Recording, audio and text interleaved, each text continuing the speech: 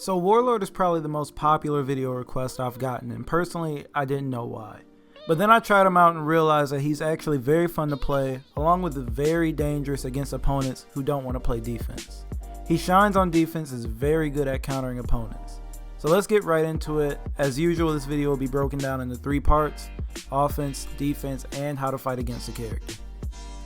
So starting off, I want to talk about offense. Let's talk about a string I found myself to gravitate to during the neutral game, and that's the head splitter leap combo. So if you dash forward and press heavy attack, you will perform the head splitter leap, which is an overhead that has some good range and does good damage.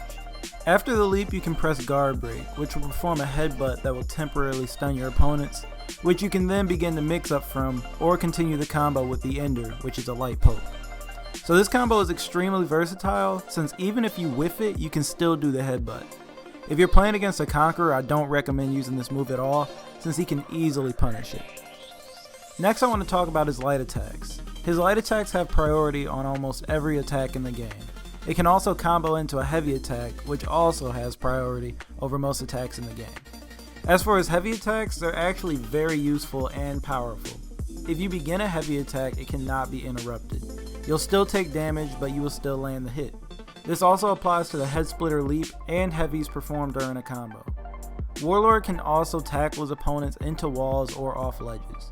While sprinting, hold the guard break button and you'll start charging right at your opponent. But be careful when using this because it can be easily sidestepped.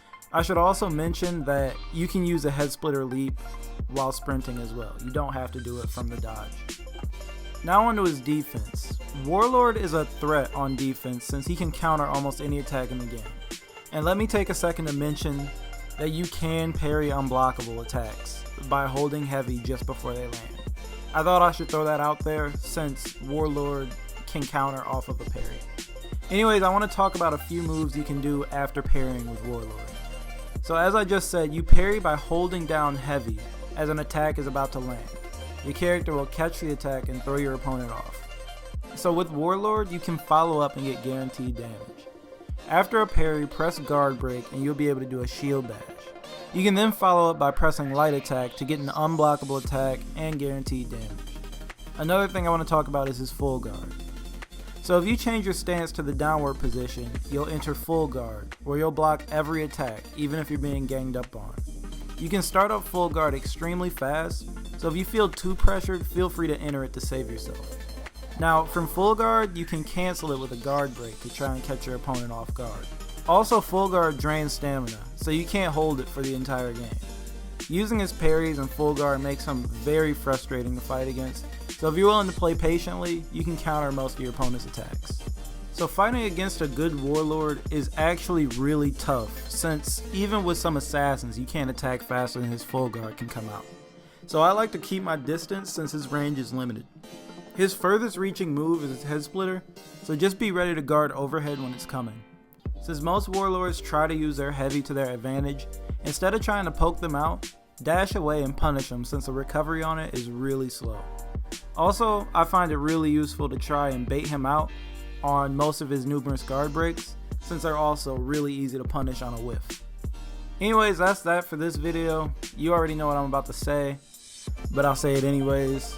If you found the video helpful, leave a like since it helps small channels like mine. And if you didn't like it, leave a like anyways and tell me what I can do to improve. And again, thank you all for the insane amount of support you've been giving me. I just hit 2,000 subs, which I know isn't an insane amount, but I didn't expect to reach it so fast.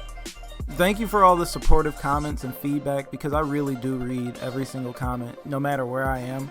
Also, shout outs to everybody that played with me, all the subs who played with me. I actually had a lot of fun and everyone was cool and respectful. I'll still be playing with you guys through the beta and when the game releases. So drop your gamer tags if you play on Xbox. And one final announcement before you click away. I will be doing a giveaway, but like not a normal giveaway. I want to do a For Honor tournament for all platforms, Xbox, PlayStation, and PC, so that everyone can get a chance to win. There will be a prize for the winner of each tournament, and it's not going to be some cheap $5 gift card. It'll be pretty nice. I'm going to hold it after I hit 5,000 subs and once I get things figured out about the details and all that extra stuff. But I just wanted to let you guys know about it. Also, before you leave, because I know you're not going to look at these circles, but feel free to subscribe to Frosty, who also does For Honor guides, and they're actually pretty good. Now, just because I'm saying that doesn't mean I'm not going to keep posting the videos, but I just thought you should know. Check this dude out. His videos might be pretty good for it.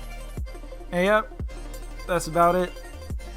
Gently caress that circle to sub, and click on one of those previous videos if you want, because you might like them, and you'll never know until you try. And plus, you know, I'm pretty desperate.